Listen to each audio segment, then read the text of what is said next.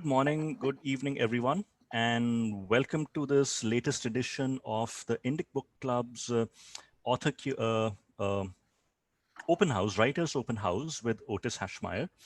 And those of you who have been joining for the last few weeks, you know what the routine is. So you go to the indicacademy.org website, and there is a link to submit your writing sample to Otis. It includes the do's and don'ts. So, the general recommended length is about 800 words. You send your writing sample to him in a PDF format. Otis will, if you send it well in advance and give him enough time, he will review it and mark up his comments and feedback and send the PDF back to you. And then in this open house that we have, he will take those samples one by one and share more details, feedback, and also share some guidance and advice on good writing. In today's session, we'll obviously go through that, and uh, I have asked Otis if he could share some thoughts on writing reviews, good or bad. So while we may or may not be able to get through this today, I will, and he has shared some tips on what can how to go about it, and we or I will send him some reviews that I think did a good job of describing why the book was good or not good. And maybe in next week's session, Otis can walk us through some of the particular details there. So with that, I will turn this over to you, Otis, and all yours. Okay, thank you. All right. Sorry, I was doing a little scheduling here too for the anthology, so I'm not gonna be able to do that right this And I'm second. also setting Oh, up this broadcast on Facebook, so I'm going to go on mute now. okay, great, thank you. Okay, so one thing I did I wanted to address actually in oh, I don't see everybody. Is this everyone? Oh, I'm still promoting some people to panelist. So Okay. give me a second. I think everyone should have become a panelist now. Okay, great.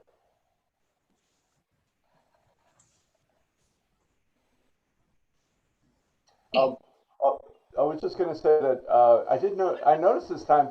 So in for American journals, which I've sent a lot of work to American journals, and I've been rejected from a lot of them, and I've been accepted luckily by a few of them. They have a certain standard for they always tell you to format your work in a certain way, and I have some. Okay, thanks. Um, So they always say to format your work in a certain way, and I always found that kind of an annoyance. But I realized working with you and just from the sheer volume of reading that I do, that having some consistent formatting is pretty helpful. Um, so I don't think I need to I don't think I want to go on too much about it, but the standard, at least as it used to be, people like the font Palantino. So it has to do with font size, and spacing, and these are helpful. Sometimes if I mean I really found it when I get things that are really block text, um, that it becomes kind of difficult for me to sift through it because it's so much information coming at me with a sort of monochromatic look. And I think that that's interesting for us to think about as writers, that in fact the way our page looks and the way we format our page and the spacings that we use and the conventions that we use actually do matter for the reader. They give the reader a lot of cues. And so what it means is that I'm used to reading in a certain way, and then I basically expect that too. And when I don't get that, it's not that I don't want to read the work, but in a way, the patterns of my my neurological patterns are being confronted in a way that I find difficult. So we should put this up also. Indic uh, Academy and the workshop. We'll put up these standards, I think. But it used to be Times New Roman was the standard font, 12 was the standard pitch. Double space is good for me because obviously I'm marking up your works. So having a little space to mark up your works is really good. But the other thing that I would like to add, which I think will elevate everyone's work, it's funny that these little things can elevate your work tremendously. So we have a tome, a style tome that we use in the US called The Elements of Style. It was written by authors named Strunk and White back in the 50s. E.B. White, it was E.B. White who's famed for Charlotte's Web, a number of other stories, and they basically present in a very short form, some elements of style, basically, that can really be helpful. And I read it years ago, and I did not realize how great a volume it was. So I'm getting to something. Okay, so we have format, we have the font, the pitch, the spacing. But one of the things that in Elements of Style that they say is they say, make the paragraph the unit of composition. Okay, that is something that we should write down. Make the paragraph the unit of composition. I have found that one little phrase, I did not think so at first. At first, I learned about comma splices. At first, I learned about a couple other little grammar things. But as I became really a professional writer, and being a professional writer means that you're a professional thinker. That's what it means. You're a professional thinker. The paragraph as the unit of composition has been the most valuable tool that I take away from them, and probably the most valuable tool I know in writing. What it means is, so just as the sentence is about one thing, which let's keep that in mind, the sentence is about one thing, the paragraph is also about one thing. So that information should direct us. With that in mind, I'm going to say something now that I would like you to try and do in your prose work, regardless of whether you finally want it to be that way. Okay, so this is a drafting advice. You know how I talk about protagonists and antagonists quite a lot? Deal with the protagonist in a paragraph, the antagonist in a paragraph. Okay? So switch paragraph your view. So that basically means that on the page, what you will be doing is, we read in a linear fashion, but you will also basically be juxtaposing in these chunks these two things, protagonist, antagonist. Then you might go protagonist, antagonist. That's one thing. So basically I'm saying use our capacity, our technology of hitting that little return button to create a space and distinction between these two forces. Honestly, that's worth the price of admission, everybody. Just doing that one little thing, starting to organize, basically, like I say, we are professional thinkers, and we're using the technology of writing.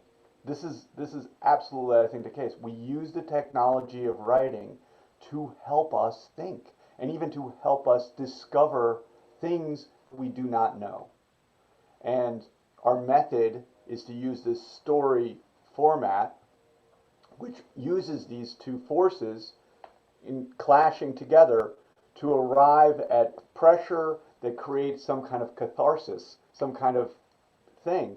And we use the story frame to discover things, and we can use the technology of our writing also as a tool for us to help us discover. This is huge, I think. I mean, this is really, as geeky as it sounds, I know everyone wants to be like, well, I want to imagine, dancing lollipops and unicorns, and I know everyone wants that. This is the grim truth of writing, that we use the writing technology to discover things. And we use the story form for us, and I believe actually all written things use the story form to help us discover things. Okay, so use the paragraph. So now this would be a test. If I had a piece of dialogue between one character and another character, would I put it into a block or would I paragraph it? I know I'm sorry to sound condescending. I'm obviously going to say we paragraph that. Paragraph each new dialogue. Later on, if you feel like I don't like that and I want to combine these things and and choke down the intellectual engagement of my reader, okay, if you think that, put it back together. But I am going to suggest to you that you don't do that. White space on the page is incredibly valuable to us. Ram gave us poetry, but poetry has known this for a long time. Poetry uses, the white space is not nothing. The white space is organizational space for us. Miles Davis. What can we say about Miles Davis? He said that music is about the silence between notes.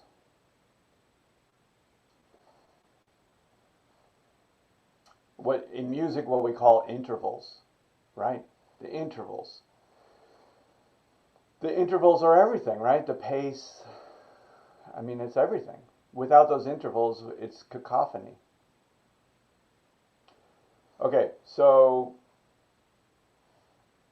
we know the font, the spacing, etc., etc. We've gotten to the paragraph. I want you, we can emblazon that on our forehead to remind us. Use the paragraph as a unit of composition, and now I will add one more thing. So, because we deal with narrative, narrative is a sequence of events. Okay, so emblazon that on your mind. If you're writing narrative, you're writing a sequence of events. If you're writing a thesis-driven work, you might not be writing a physical sequence of events, but you are writing a metaphysical sequence of reading events. So, narrative is a sequence of physical events. Thesis statement, I am going to argue, is still a narrative because it's still a sequence of events, but it's a sequence of metaphysical events. If you're writing a thesis-driven work, the same thing comes true. Paragraph for your protagonistic force, the author who is making their point, and then a paragraph for the antagonistic force. And this is a great thing for us to understand. If we don't have a paragraph with that antagonistic force, we're only putting one force on the page. And if we're only putting one force on the page, we do not have any dynamic action in our work.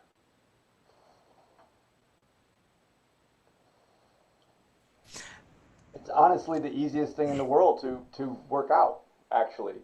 And it is very frustrating for us as writers because every writer just wants to put one side on the page. They only want to tell one side of the story. I know that. I've done it for years. I've wanted to tell one side of the story.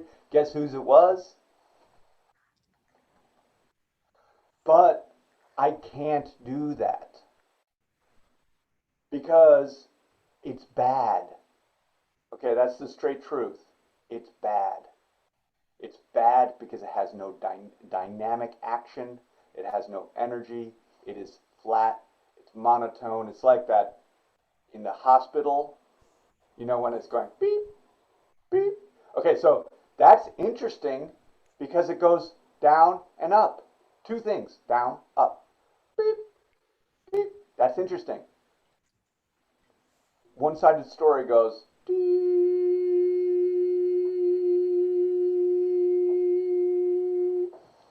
I am not kidding.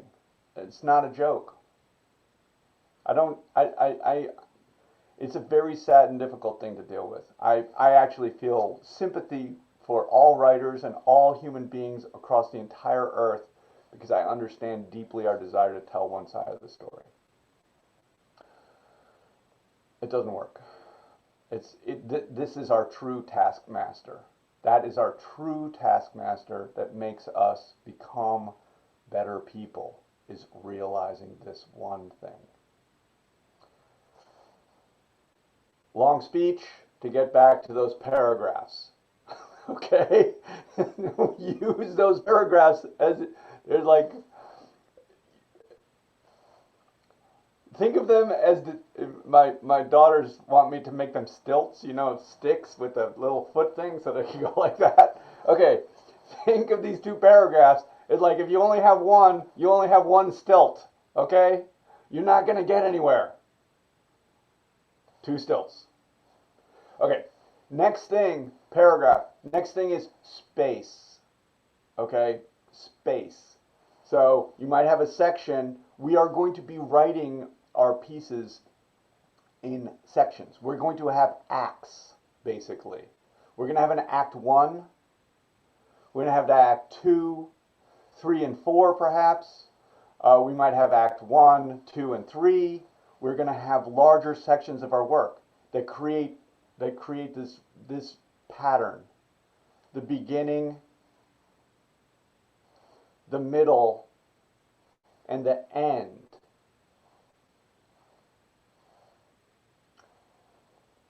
We want to create a space so that the reader can recognize this transition. This is my rule for space. Since we're writing a narrative, it would be somewhat different with thesis-driven, right? Thesis-driven, if you're dealing with one metaphysical idea that's, developed, then you might have a space to the next one. But in a narrative, if you change time or space, make a space. So, which means if you have that space, you need to start over again in terms of establishing point of view and the setting. Because you basically, it's like the movies. The movie has what's called a jump cut, right? They don't fast forward usually between this point and this point. They just cut it, and it just goes, and you're into the next scene. But you know you're in the next scene because you see a different scene. You were in the warehouse, and now you're in the French restaurant, whatever it is, right? You go from here and then to there. We have to do the same thing, but the problem is we don't have all of those visual cues, right? We don't have film. So we have words that paint a picture to here, and now if we've changed in time or space to a new scene, we make a space to let the reader know that it's changing. And then we have the responsibility of drawing that new scene, that new setting, and definitely establish the point of view, because when you change, in the movies, you might be focusing on a different character, right? That's how it works in movies. They have a different way of dealing with point of view than we do.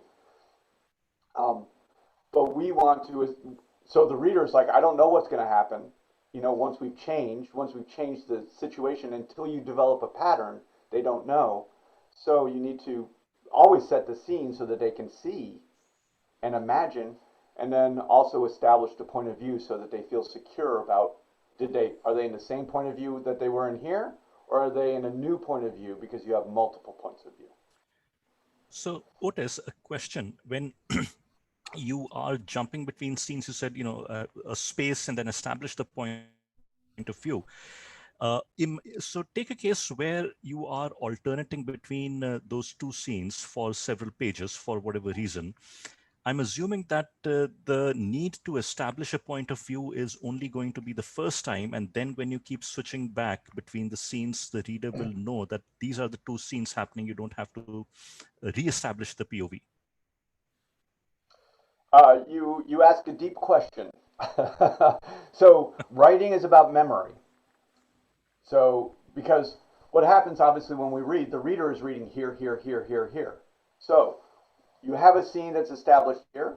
They read a new scene that's established here. We'll just call it A, and then we'll call this one B. Okay, we've come back to A. After B, do they still remember what it looks like? Maybe, maybe not, right? Hmm. This is the same, so we need to think about that. So I would probably say I don't need to establish the scene maybe as much, but I don't know. This is part of our issue, where this is even more illustrated in characters. So like you're saying, we're trying to make a movie basically. We're trying to invite the reader into a world that takes place in time. So that's basically like a movie. Right, We're trying to invite them right, into a movie that takes place in their brain. If we do not give them the language to allow that movie to take place, concrete language, imagistic language, basically the language of physicality, physical language, then no movie takes place. And we're only dealing in a metaphysical realm in which the reader is just trying to absorb abstract information. Very, very poor, not effective. This is why stories are actually so much more dominant and effective as for conveying information than abstract work. They just are. And if you do use abstract work, you base it on evidence, which is physical. Physical is always better than abstract. right, right. So where your question really comes into play is like a character. You might have a character established here, and this is something that I've mentioned actually in some of the works here. People have the names of their characters, and they say what the relationships are. I can't see those. I can't imagine someone from their name at all. Um, so it it's not effective for making the movie take place. So, like if you remember your French films, your noir French films, and it's black and white, and one person's wearing a red beret. Okay, that is a technique that's used to help you remember who you're dealing with. Um, this is also why in the movies characters are so distinguished. One guy is he's good with a gun. The other guy is a knife fighter. The other guy is good with his fists, right? And the other guy is, as they joke, the wild card. Who knows what he's gonna do? He's crazy, right? So you have all of them distinguished, and then when they might disappear, but when they come back, we still know who they are because they're still doing their thing. They're still dressed the way they basically dress, right? They're still behaving the way they behave, and we're getting the cues, which help us imagine them. Again, Right. it reinforces that imagination. So it's actually, this is again a really big thing for us to understand in our writing. I've had this so many times. I've taken immeasurable workshops. Uh, okay, I've been in a lot of workshops, and you'll be in there in a workshop, and someone will be like, I don't know how old this character is, and the writer will go like, I said that they were 7. It's like, but it doesn't matter. It doesn't matter if you say that they were 7. That doesn't mean anything to the reader. They have to behave as if they're 7. It's the behavior and the actions that allow the reader to imagine them, not the words. I mean, I was younger then, but I'd want to leap over the table, and these people who are thinking that like it's my responsibility as the writer to somehow take notes as I'm going along and write down that they're 7 and this one's 8, and I'm supposed to derive something from my life in order to fill up their story.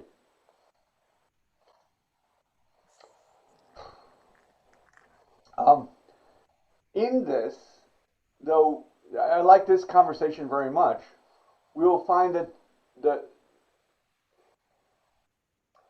the next important thing to remember is that these things we want to remind the reader. So when we return to this character, okay, so like the character here who's characterized with a limp. Well, then in Act 3, they're going to be limping again. Or if they're not, the person is going to say, "Hey, you're feeling better," right? This helps the reader remember. Um, Right. but the main thing is the story is about the protagonist arc. The character arc is the story. That is the story arc. And what our protagonist will do is they start one way, right? They start here, and we have to see that they are transitioning this way. Correct. The great example of that in the US and out of Hollywood that's often used is Chinatown with Jack Nicholson, shot by Roman Polanski. I bring it up just because it might be a shared reference point for us, but to understand, if you see that movie, you will see there's two basic movements of a story. One is linear, going like this, and one is circular, going we start here and we loop around back. Two, it's this is why stories end up working and are complex, is because they have two shapes, not just one. One is this way and one is this way. So the the story returns to the issue of the beginning. We can get to that in a minute. But with the Roman Polanski film as an example, Jack Nicholson comes out slick as hell, right? He's got it all together. But what he's done is he's distanced himself from his emotional past. We don't know that. Every character comes in with a past. But he's on the screen, he's like, hey, how you doing? Da, da, da, da. And then what happens? The antagonistic force, the thing that he wishes to avoid, emotion, walks in. We can term this as in walks the dame in a noir film, right? In walks the dame. But it's not the dame. In walks the antagonistic force.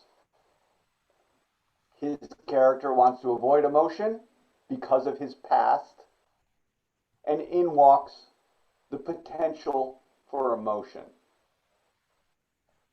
Boom. As we move along in that story, the main character, played by Nicholson, gets more and more disheveled, basically. like the first thing that happens to him is his shirt gets torn or something. And then the next thing that happens is, he gets beat up, right? And all along, it's a brilliant depiction of this. It's visual. This is the important thing. We don't tell people what's happening. We show them what's happening. We don't have total control over our reader to say, this is what you need to take out of it, because we're actually trying to communicate with stories to people's emotions. We're trying to take them on this emotional journey that doesn't really have words. So along the way, he's getting beat up, and then there's the great scene where Roman Polanski himself does a cameo, puts a knife in Jake Giddis's nostril and pulls it. Now, this is about the middle of the movie. Jack Giddis, who started out in his white suit looking so pristine, is wearing a huge bandage on his face to cover up the fact that he's had his nose cut. So now he's beat up, and he's a real slick ladies' man here. Now he's totally beat up. But now, of course, he's able to establish a relationship with the woman, the antagonistic force. And then, I don't want to ruin the movie for you, but anyway, the point is this transition, and the point I'm making is we have these other characters, minor characters show up. We have to remember them, okay? If there's a major antagonistic force, we want the major antagonistic force also to have an arc of character, but the most important thing is that the protagonist is the one who's on the journey. So for that, we need to know who the protagonist is, of course, but they're the one that we're following. And what I'm saying is, and the reason this is coming out of the conversation about memory, is that while we're remembering this person is the like Hitchcock used to have the Thin Man or whatever. This character we have to be able to recognize and remember, but this character, the protagonist, has to transition. So they start one way, but they're not the same in any scene that they're in. They are always changing. And the moment that they are exactly the same in stories, you cut that scene. Because it is not part of the story. The story is about the character's transition into a very difficult place out of which they may or may not be able to transcend. They have a choice. And so the choice in which they do transcend is a comedy. The choice in which they do not transcend is a tragedy. But it's always transformative for the reader, I feel. This is my feeling about the emotional experience, because if it's a comedy, I stay with the protagonist and I enjoy their success. If it's a tragedy, at the moment that they choose to take the tragic path, but it has to, I feel it must be a choice. We owe it to our character to give them a choice. That's our responsibility as writers, to give our character a choice. But the moment they choose the tragic path, there is an elation of free choice. That's an elation for one, and it tells us that we, in a sense, have control over our own destiny, that we can choose. We're not just compelled. But also, as they go and take that choice, I abandon them, right? I abandon them psychologically and imagine myself taking another choice. So I've learned either way. I either learn by staying with the protagonist, or I learn by abandoning the protagonist and saying, I would make a different choice.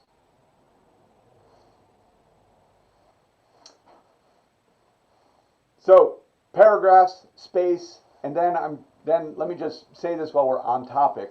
I said that the major movements are beginning, middle, and end. So I just want to say this about the rhythm of story. We'll see that beginning, middle, and end is 1, 2, 3.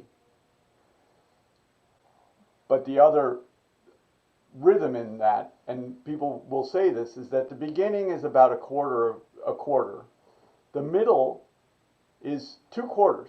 Half of the story will take place in the middle in terms of general, I'm just talking about the general rhythm. So 50 pages, 50 and 50 is 100 pages, and 50 pages for the end.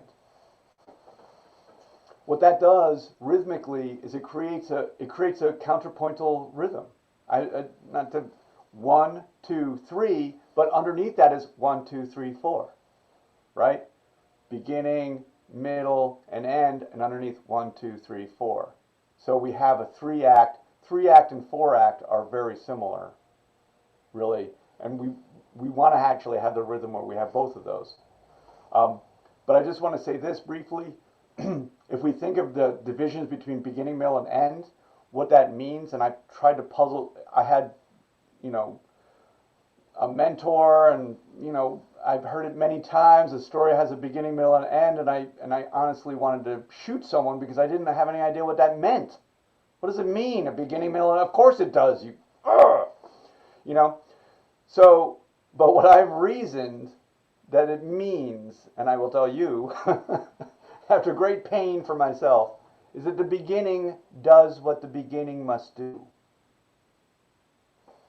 The middle does what the middle must do. And the ending does what the ending must do. And so, that also means if you do not have the beginning do what the beginning must do, it's not the beginning. If you do not have the middle do what the middle must do, it is not the middle. And if you do not have the ending do what the ending must do, it is not the ending. What they must do is the beginning must get the reader committed to the story. They must want to know what's going to happen and care about it. To the point that they are willing to read the rest of the book. They will put it down at any point that you don't fulfill your bargain, but that's what the beginning must do.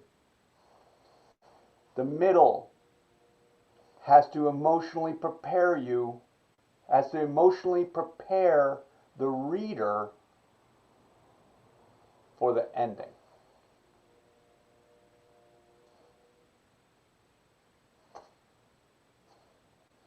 And that's our mandate.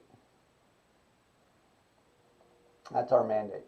So like, if you were like to, if you were looking at it, I boxed for a number of years. If it were a boxing match, like, you know, all the hype, the hype of boxing, right? The hype of boxing, that's the beginning. You know, where they're trying to get you to care about these two characters who are going to be pummeling the crap out of each other and causing brain damage. Okay, so they're trying to make you, you know, this person is good, this person's evil, this, you know, whatever. So anyway, so that's the beginning, to make you care, right? Or the two football teams on the pitch, or the cricket teams. I have played cricket. Actually, it's my greatest sports success story was playing cricket. I'll tell it sometime. Okay, so the beginning has to do what the beginning does. Then the middle is when the bell rings, right? Ding! I'm committed. I'm there. We're committed. The characters are committed. They come out, right? Everyone's committed. We're gonna go through every ding, ding, ding, ding, until what? The knockout. The knockout. So all those rounds from the bell ringing to the exquisite moment prior to the knockout is the middle. It's like we can think about it as, if we want, we're tenderizing the audience to get them ready to be put down on their back. I think I've done the Aikido thing. It's like the middle is like that part where this is the emotional roller coaster. Emotional roller coaster. The Aikido master knows it, we know it, and then we flip them over on their back in the end. It's the resolution to all that came before. That in stories, as I say, because of so that's one pattern, but as I said before, also reverts us back to the beginning. Has us recognize, in a sense, what we've always been dealing with, and surprising us by that. Okay, big speech, but. So how many samples do you have for review this time, Otis? 4. 4. Okay, excellent. 4. And we're going to do it right now. Yeah, and let's see, I gotta exit this. So let me go here.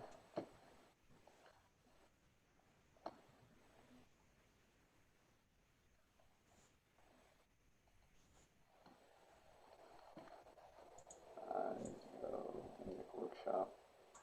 Oh wait, sorry. I might have done something that I don't need to do.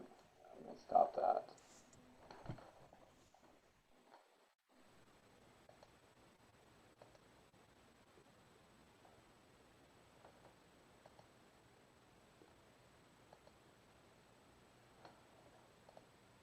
Okay.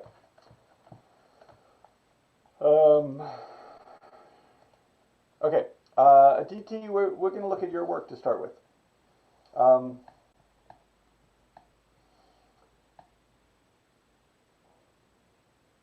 And do you see that? Did that come up and shared? Yes. Yes. Okay. And we.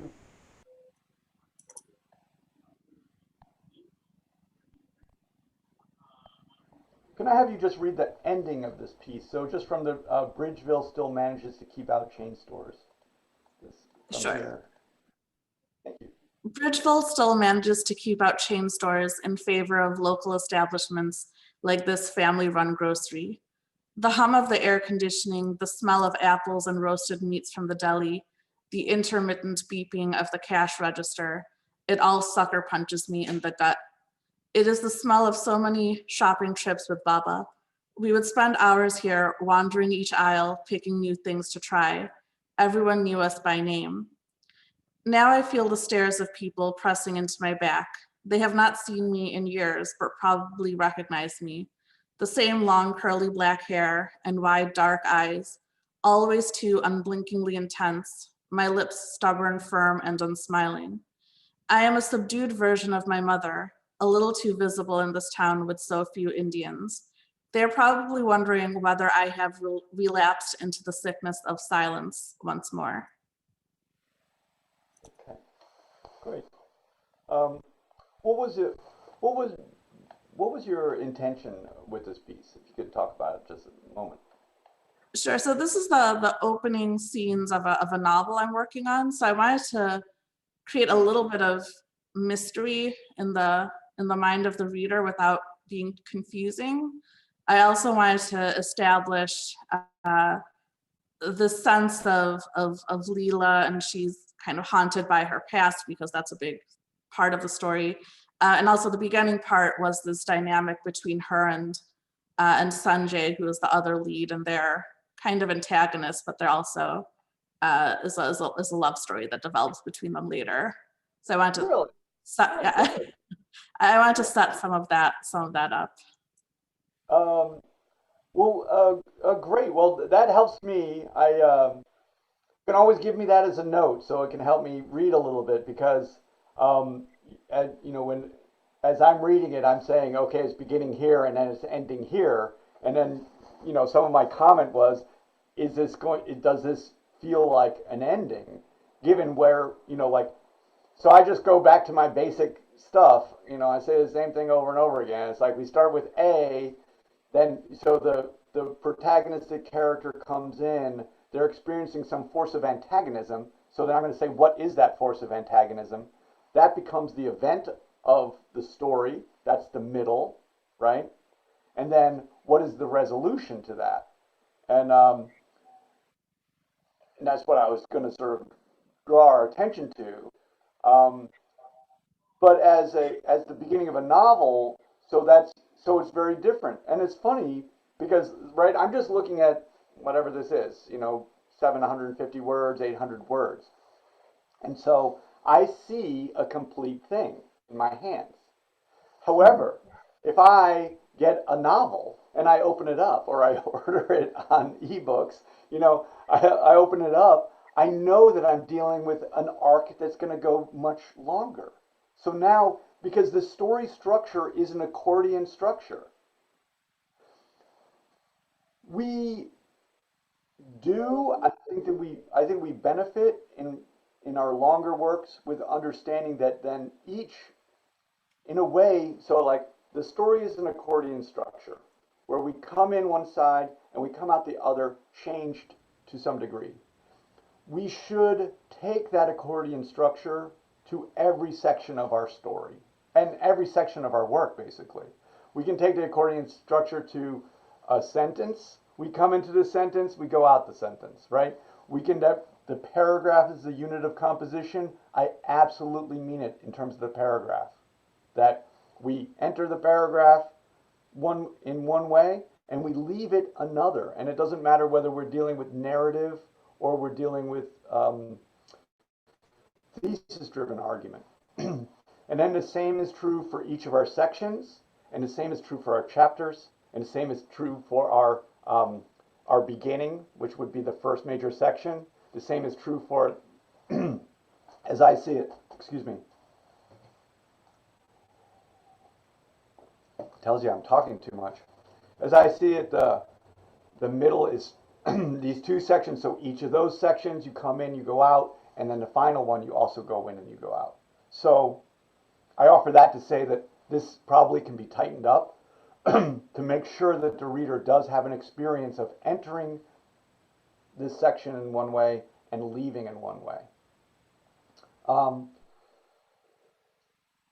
The simple way that I usually express that is that we have a protagonist who enters the story in a certain state, basically an emotional state,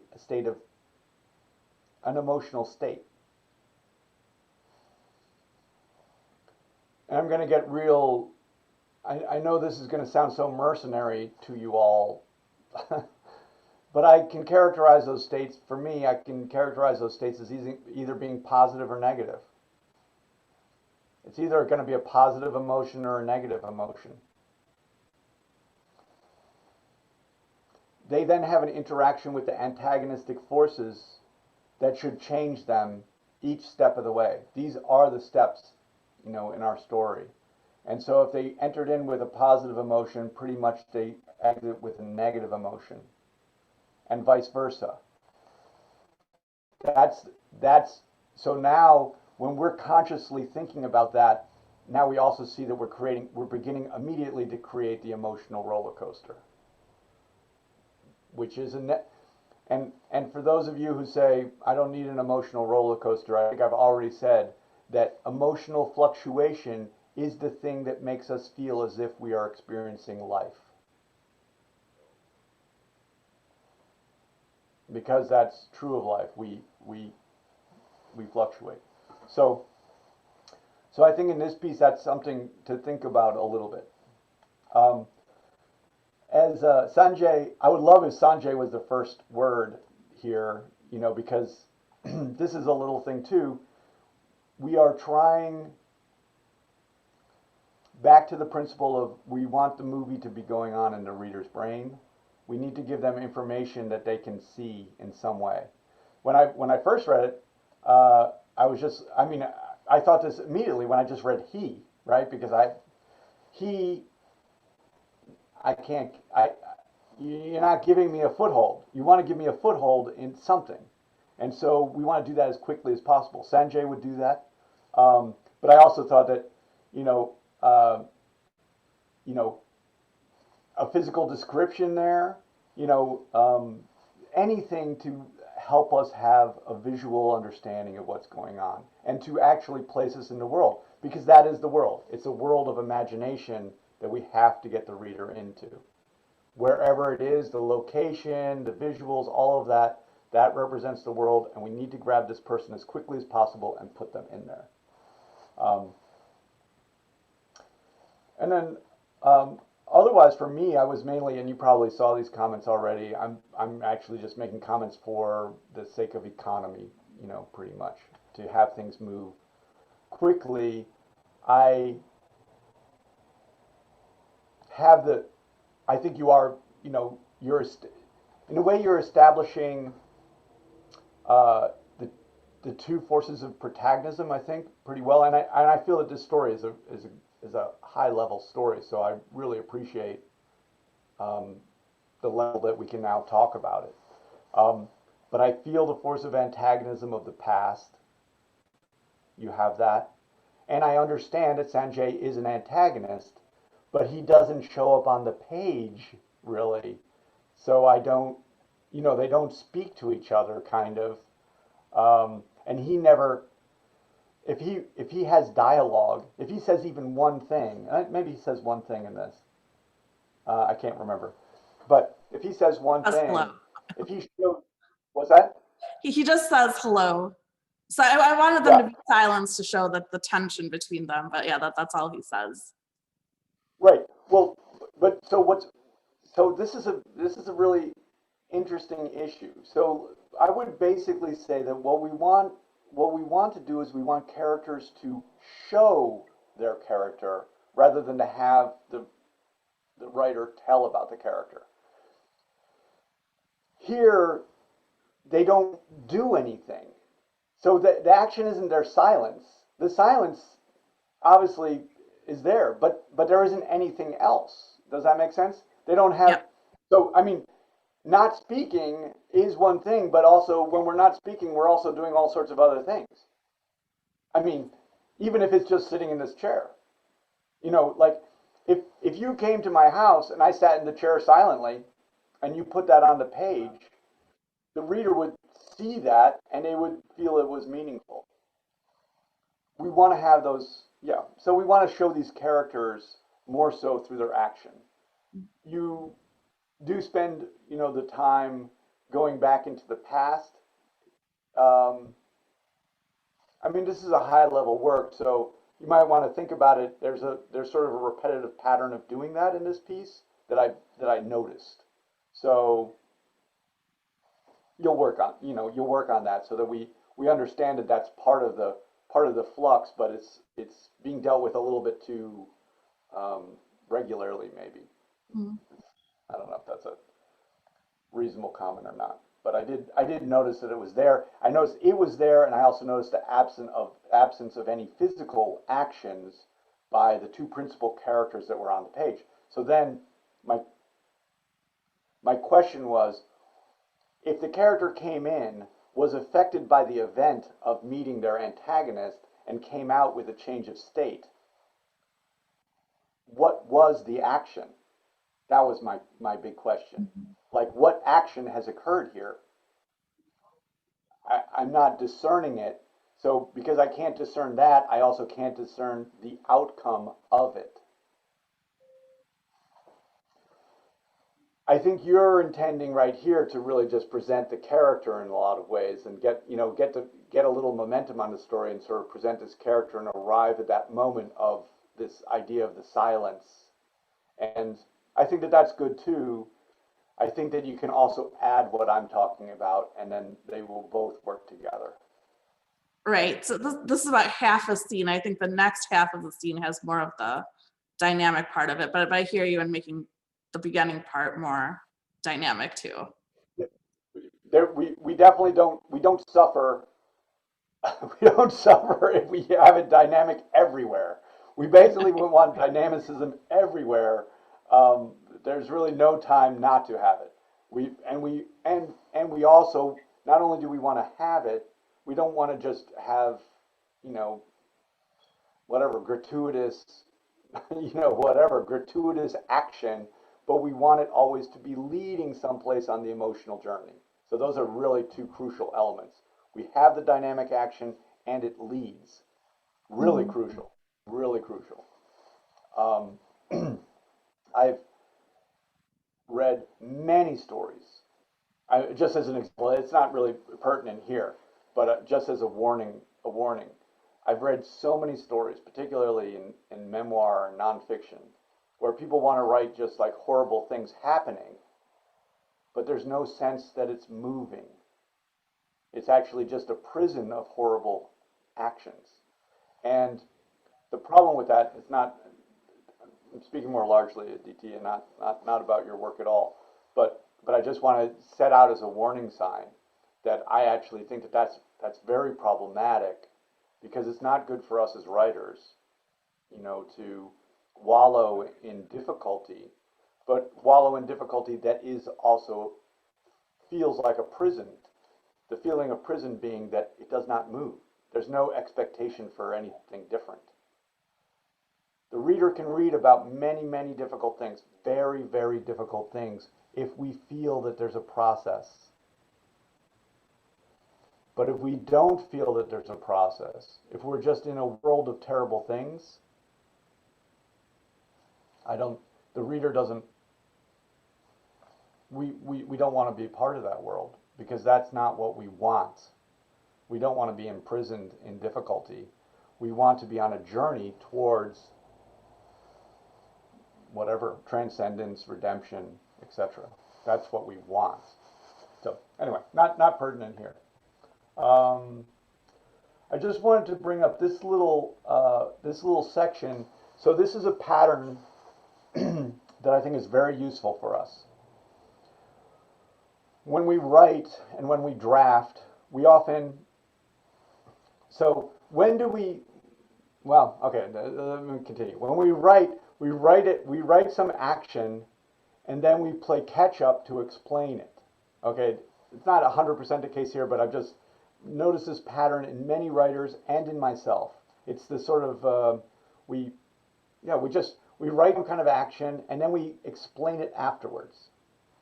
The pattern, this is a little micro comment. The pattern we would like to have is explain first, have the action.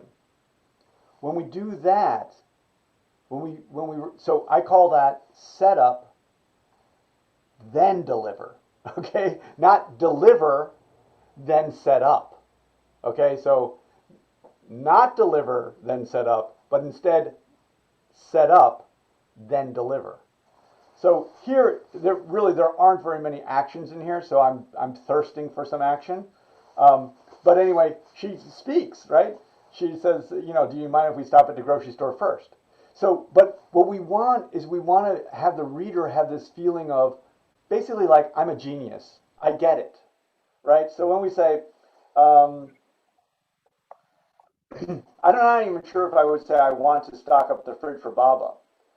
Um, um, Baba will take the bus to go shopping. His diet has no variety. Buttered toast for breakfast, cheese sandwich using the same package of bread for lunch, frozen vegetables with rice for dinner, and 2 tea bags of Lipton iced tea in between. Put that above, and then say, Sanjay, do you mind if we stop at the grocery store? This is an important little detail in our writing when we think about it from the reader's perspective. They get this information. They don't know why they're getting it. And then you have the action, and the reader goes, they're engaged by that. They understand that there's a connection between this thought about Baba and his diet and stopping at the grocery store. This one pattern we will use all the time. We will write it backwards all the time. Okay, so we will we will always be writing it backwards, and we will always want to be reversing it. This is what I'm trying to say. It's like, because of this effect. Yeah, go ahead. I had never thought of that before, but that's so important. Yeah, I mean, this is what I want to help you. This is like years of like dealing with this again and with so many workshop pieces and my own work. I mean, I recognize, of course, I do it too, because when we're in the imaginative process, we do play catch up.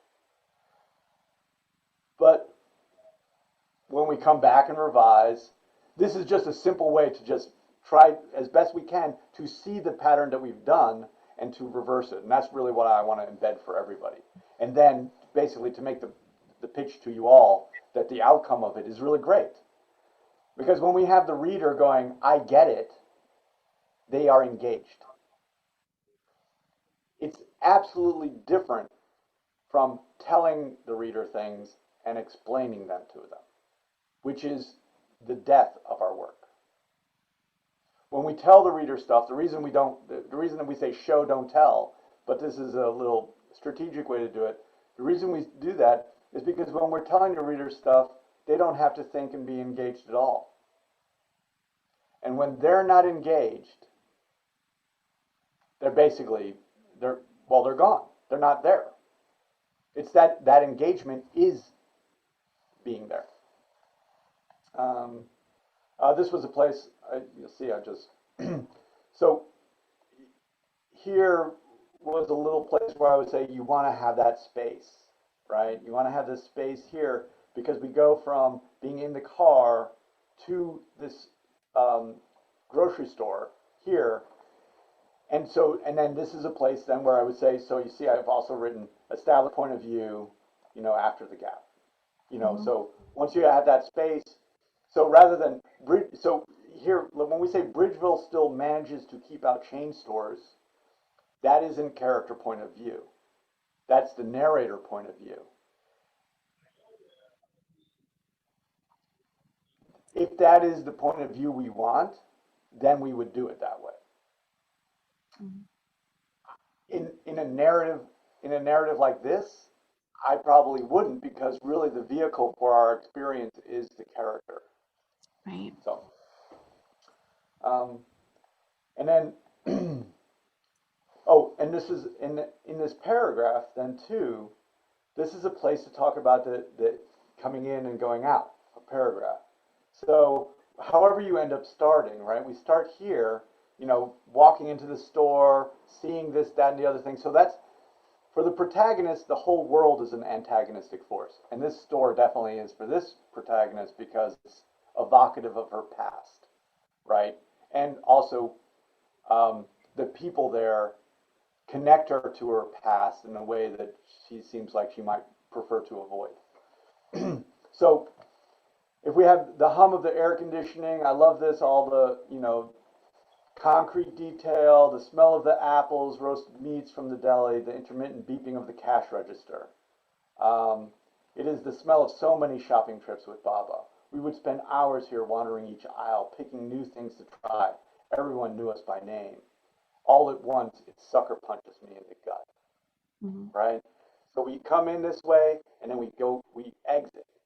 We want that emotional experience that you're expressing with the sucker punch to be essentially the opposite of how we came in. Now we actually, and so what's brilliant about that for all of us to take away, right, is that the character comes in. Do you mind if we stop? She just wants to stop in order to, you know, help, you know, Baba, you know, diversify his diet, right? So we stop. And then she walks in and she's confronted by the antagonistic force, which is this space, which is also a physical space, but also representative of her memory because it triggers her memory and her consciousness of herself. However we want to put it, but we want to put it on the page. She comes in peacefully. I came, you know, I came in, picked my my my wallet out of my bag, something to indicate to show us that she's fine, right? But then we have the store itself, the antagonist, and then we have sucker punch me in the gut. Really important to realize that that is, we when we write stories, we're writing something, we're writing an action in time. We are not writing a static truth, right? So that goes back to, we're not writing a prison, we're writing an action that takes place in time. And actually the action that takes place in time mirrors the reader's time, right? So now those two things are working together, right? Um, this is why this paragraph is a great example of it. We want to use our paragraph structure to do the same thing that the section does, that the story does. All of these things have to do. We have to constantly show these transitions. The moment we don't, then it seems as if we're getting information that is not part of the journey, which is the story. But a great example, it's all right here. Perfect, in fact. It's just that when we're imagining it, we don't always, well, we don't do it in order like that, you know? So until we get, but we can save time eventually by understanding that we want to do this, and then we purposely go in and we think of this protagonist, meet the force of antagonist, outcome, and then from that place we go into the next scene. They're here, antagonist, outcome, and that's really the way we do the whole story. Um, Human beings never tire from reading about experiences that affect character. I better move on. I'm going to get in big trouble. Aditi, do you have any questions on this? No, that was extremely helpful. I appreciate it. Part of the thing with the quiet is like she was actually mute for a number of years, so that comes back to it. But Yeah, great. Very helpful. Thank you. I yeah, I get that. I think it's a great setup. Um, okay, so sorry, I'm gonna go. Let's see.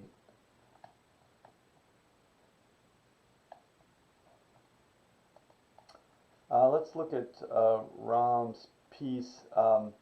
It's a so. Oh, Aditi, I want to say too that I mean, I want to emphasize again that this is a very high level of conversation to be having about the story, and so you know, I, and I actually feel with all of these stories and this poem too, it brings us up to the stuff that we really need to be talking about. That's really hard, you know, like. Um, as we've said before, we can all type something. We're all good typists. I've proven that I can type. I can type hundreds of pages of uselessness. No, no, it's not. It was useful. I got to be a better typer. But we can type.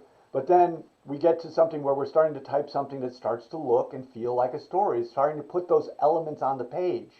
And then we have something concrete that we come back and we start to work with. And we do, you will find, maybe this is even a problem for me, but we give it a lot of attention. We give it a lot of attention. Maybe some, and our struggle as writers usually is to be able to do one, to bring the mud up from the depth. That's the first part. The second part is for us then to avoid dealing with the minutia and deal with the macro issues of story.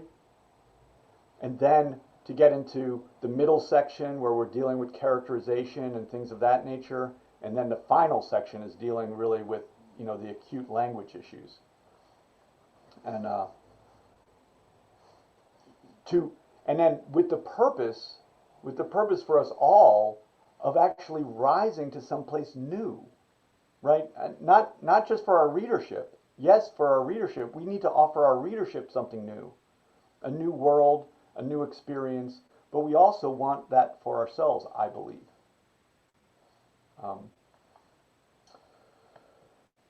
Okay,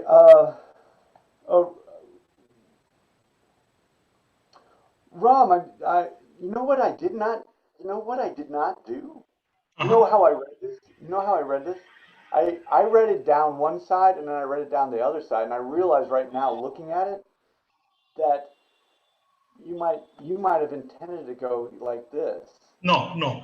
You read it the right way. Oh, okay, okay. Um, let's uh, let's have you read this part here to the end. Okay, Um, sure. the fisherman's side of the story. Yeah. I let you cry, my dear, for I choose your salt season my catch than hiss on the empty sands. At night, when the winds howl, dear, know it to be my call to you. For who else dare tug the edge of your mundani? I break your embrace, Chelamine, to wrestle fate, mine, yours, the world's, and return triumphant with the trophy, holding aloft the largest calamine. Okay, great. Thank you. So, what were you intending a little bit with this poem? So this is a little interesting. So I was part of a writers group, and somebody had translated an ancient Tamil poem, which was about a fisherman. So that triggered this, and so I was trying to just look at it from the point of view of the fisherman's wife. She is lonely. He has gone off to the sea. She is not sure whether he'll come back or not, and that's the only thing she is thinking about. And then what would his reply be? So that's basically what triggered this, and that's what I tried to capture. Okay. Um, so I feel that we have the antagonistic forces here. Obviously, we have 2 points of view that are being represented on the page. Right. The Probably so. I was really fortunate. I was able to study with a poet who I still admire, and he's since died. Art Smith. He's just really wonderful. So Mhm. poetry is deep in my heart. I don't now at this point I don't really practice writing poetry very much Uh-huh. anymore. So we'll just take all my comments with a grain of salt. Sure. The A starting point for me with poetry would be language. Um, Hmm. so just like we're dealing with something that is extremely economical and compressed when we're dealing with a poem. Right. We still have a story to tell because we still have to take the reader through an emotional experience Right. from one place basically to another where they feel as if they have gotten something of value for themselves. Right. This is the issue with all of us in all of our writing. If we do not take the reader, we either don't get the reader at all, or we lose them along the way, Or we somehow get them to read the whole thing, but they do not feel fulfilled from the experience, which means that no matter how, this is really crucial for us to remember, right? Even though the even though the reader is leaving their own life to enter our world, their time and experience is incredibly important to them. Okay? Time is the most valuable thing, I think, that we have. Time to experience. So we do not want them to feel, even if it only took them 30 seconds to read it, if it took them an hour, if it took them 5 days, we do not want them to get to the end and feel as if their time was not well spent. Absolutely. So for that, I go back to the basics. We need to get them into the world. To get them into the world, we need what I often say in poetry is concrete language. When I've gone and taught poetry places, I had I went with a poet. I was really a fiction writer at that point. I went with a poet, and he said, concrete language is something you can pour gravy over. We were teaching kids. I always remembered that, and I learned a lot from it. Concrete. So we can't really, we can't pour gravy over love. He went through the whole thing, or justice, or any of those things. But we can pour gravy over a toaster. We can pour gravy over our mother. We can pour gravy over, all of these things. Getting those concrete elements onto the page are very helpful. Then, like we had with Aditi, she started with he. Okay, well, he is a man, and we can, pour gravy on him. But it's not it's not evocative. I don't actually see anything. I can't imagine pouring any. It doesn't have that concrete reality. Okay. So we since this is our motive is to bring the reader into this world in which they are experiencing and having something go on for them, and basically we understand that we have to base that on the concrete.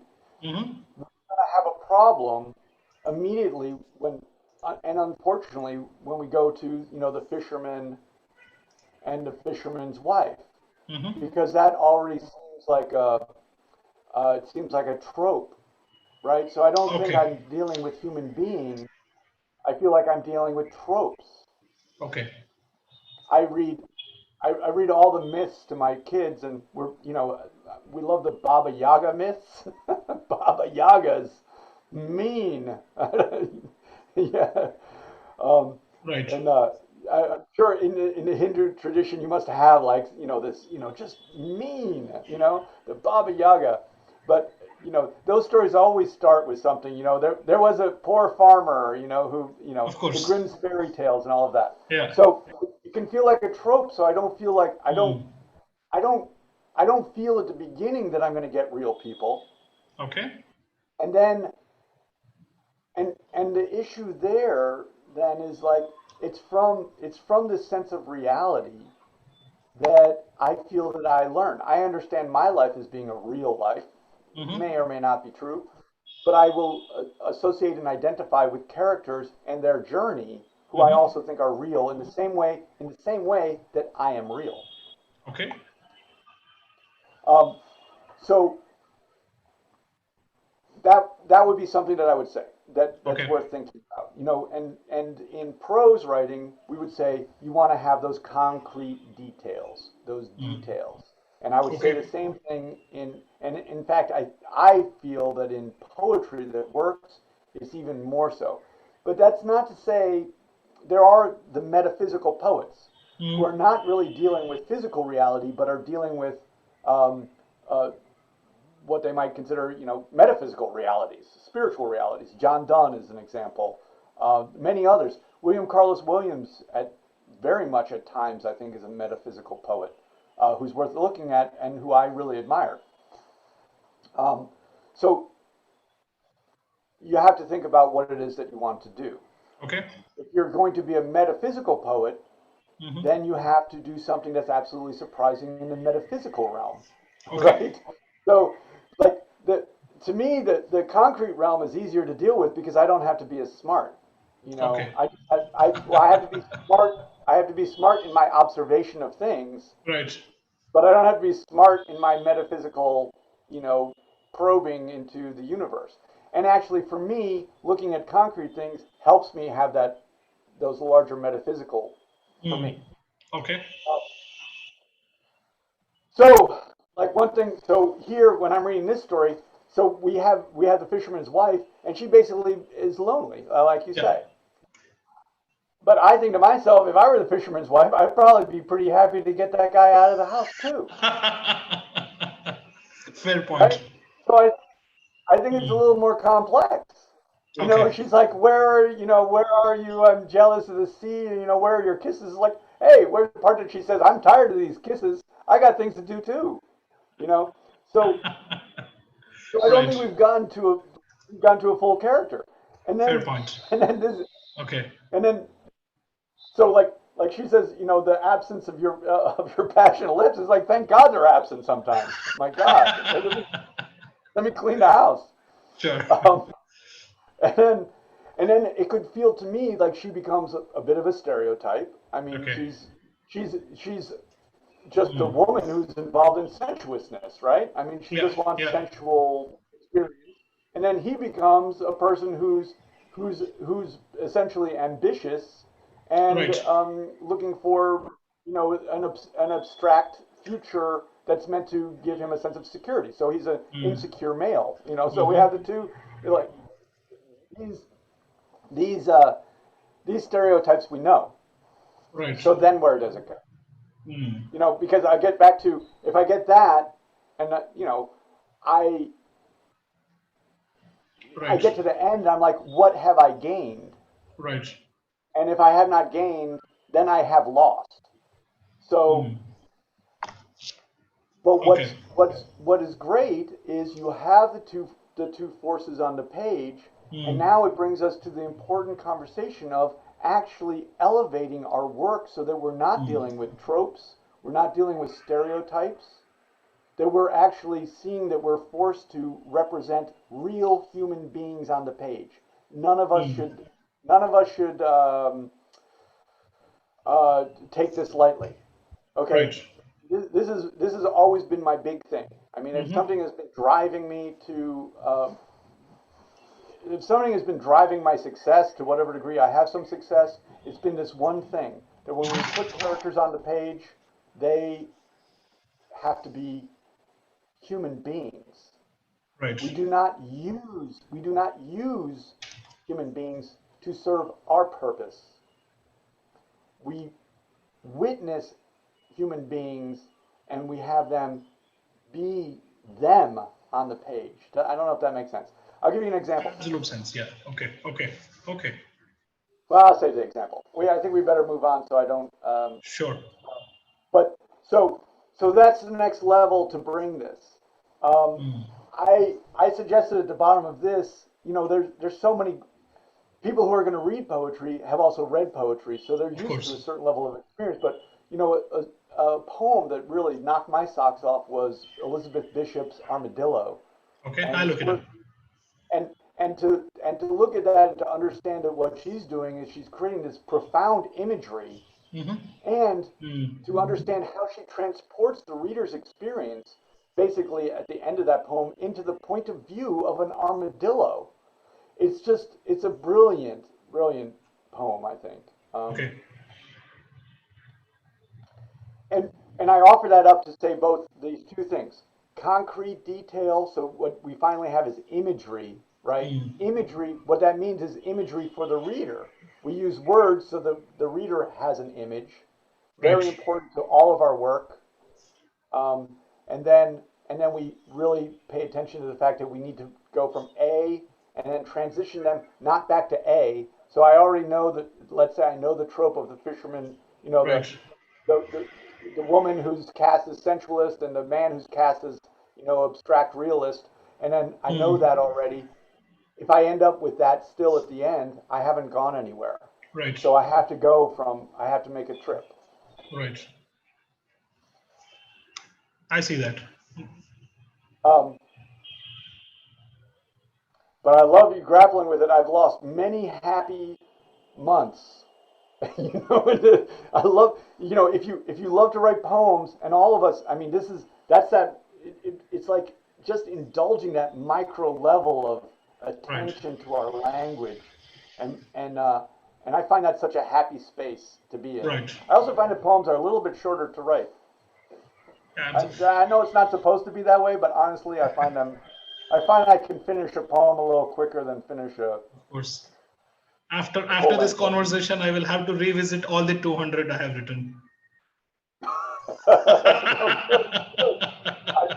I will also have to revisit that 600-page novel I have written.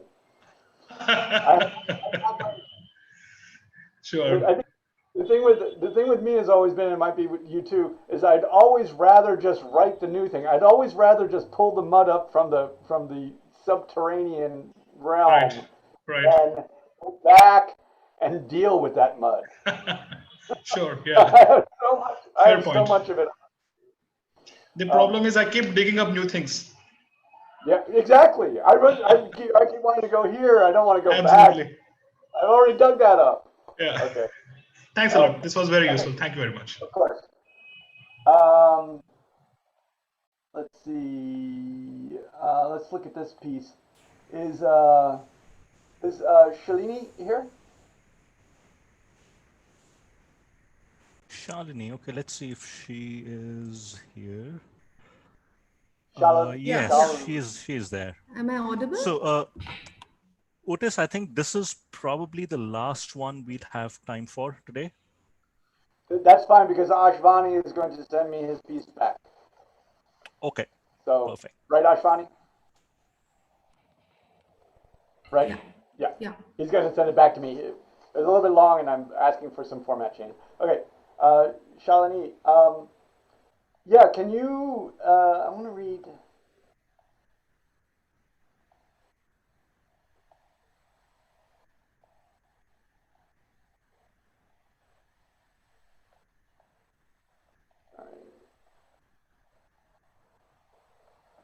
Okay.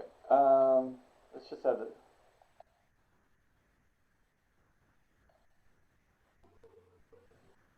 Okay, so let me just set it up a little bit. I'm just going to have you read this section.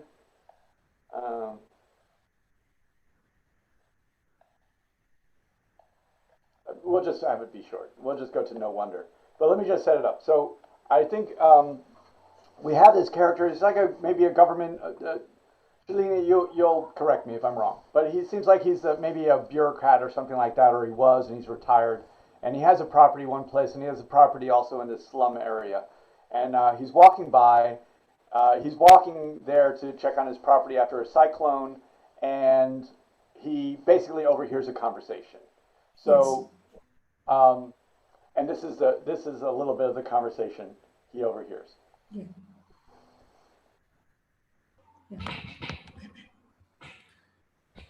He has a house nearby the slum. He doesn't have another property somewhere. Okay. Yeah. So that's the way it is. And the cyclone has just passed by, and these below poverty line people in India get a lot of disaster relief. So that is what has been discussed over here. Whereas the middle class in India is not looked after in terms of giving relief by the government. Because the vote bank lies with these people who reside in the slums. So that's the tone. Okay. Yeah. So if you could just read this section. I should. Okay. He revealed that he and the others in the slum had gotten generous contributions from the government. You want me to read that? Yeah. Okay. He revealed that he and the others in the slum had got generous contributions from the government and also from many charity and non-governmental organizations. The list included candles, a dozen of matchbox, 2 kg of pulses, a packet of salt, a kg of sugar, a kg of milk powder, a sari, a dhoti, and 10 packets of glucose biscuits, along with a generous portion of 50 kg rice. The polythene for roofing purpose was not given. Instead, rupees 500 in cash and the relief amount of rupees 2,000 was what he and his family got as cyclone relief. Should I continue? Yeah, just that he happily said. He happily said, "Look, friend, the cyclone has made me rich." Listening to the list of gatherings, no wonder, murmured Samir Babu sarcastically. Okay. Okay. Um, so this story, for me, so there's a fundamental issue of story. So this story sounds like basically it takes a kind of negative view of these people who live in the slum. You know, there's been a cyclone and they've sort of gathered some money. And this guy, this guy who lives in the slum has gathered the money. He says, "It's made me rich. I can now buy foreign liquor." Okay, Yeah. so I'm completely in sympathy actually with that person personally. I'm like, I live in a slum. A cyclone has hit, and by God, I want to have some foreign liquor. You bring up some Richie Riches, so what this can feel like to me is it feels like there's a judgment against kind of a politicized judgment, in fact, against these people who live in the slum, and then it arrives at the end as confirming that judgment about them. I don't. For me, this is problematic actually, because this is going back to this idea of when we put characters on the page, we have to understand human beings on the page, not our stereotypes and our view of them. We use the story in order to do that. The other thing that's fundamental of the story for me is that it's the protagonist. Okay, so I'm going to take the protagonist. The protagonist doesn't go along and then judge other people and then come along and say, well, you know what? I'm so superior to them. I'm a real human being, and I show that to myself by being able to judge these others. This is not what we do in our story. We have a protagonist who goes through a story and is challenged. You know, when they go down here, I keep bringing this up.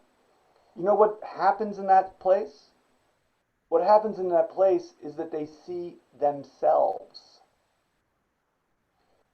I sometimes term this as the light, right? We all love to shine the light on others, right? There's what is it, I think it's the old, is it the Old Testament? You know, where there's like, we're so quick to remove the speck from our brother's eye and not see the plank in our own. I think that speaks to the human condition actually quite well.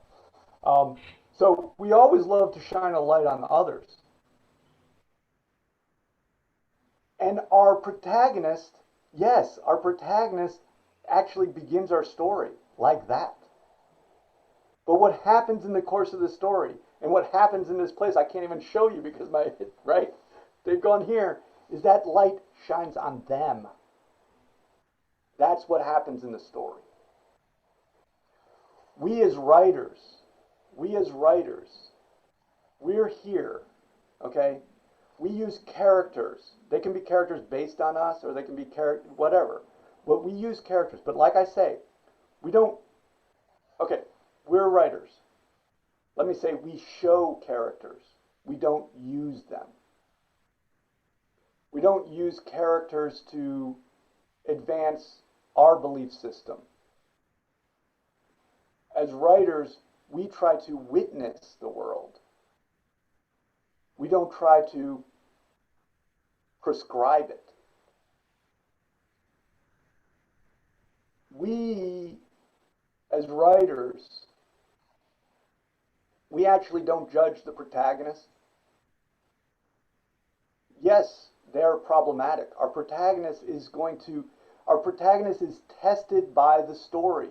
The antagonistic force is the teacher of the protagonist, because it's through the interaction of the protagonist and the antagonistic force, boom, that they arrive at a state of transcendence, enlightenment, something. Or actually that they arrive at the chance to engage in an act of free will. And so in this story, we have the elements that we need. We actually have the basis of a great story. But now we have to dig deep and figure out what it is. And we have to have the action of story take place. We have a character, retired. Obviously, he has his attitudes about people around him, that he looks at them and sees them in a certain way, and he is going to be confronted by these people, and then the question is, how does he change because of that? This is always the question in all of our stories. If there is no, I think I said this before, if a tree falls in a forest and it does not affect character, it does not matter. That is my saying for that. So this is what happens. If the character has an experience and they do not change, nothing has happened. And we'll go back, as we were saying to Ram, the absolute compact of story is that I enter the story one way, I spend my time, and my time is well spent because I am changed by the experience. I'm changed by the experience because I have the experience through the vehicle of the protagonist.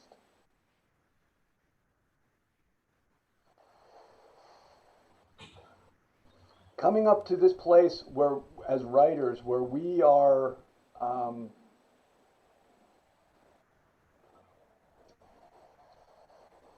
where we're writers and we're not engaged in making a play of our own bias and feelings, but we're up here. This is where we want to arrive, and then we start doing some really great work. You have the basis here, but you have to figure out. I mean, I know it's difficult. We ourselves, just like all our characters. Okay, the truth of all characters is that we do not want to change. I know this. This is in my church of story that I live in.